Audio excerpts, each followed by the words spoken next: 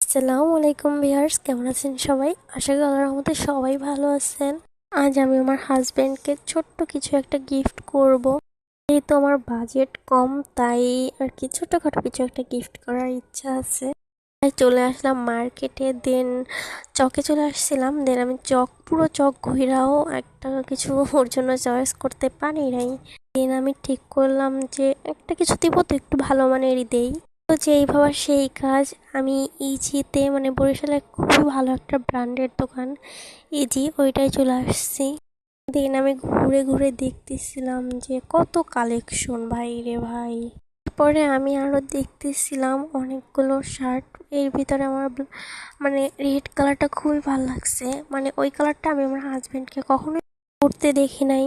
দেন আমি চোখ বুজে ফিল করতেছিলাম যে এইটা আসলে ওরে কেমন লাগবে। পরে দেখতেছি না, ভালোই লাগবে। দেন আমি রেড টি শার্ট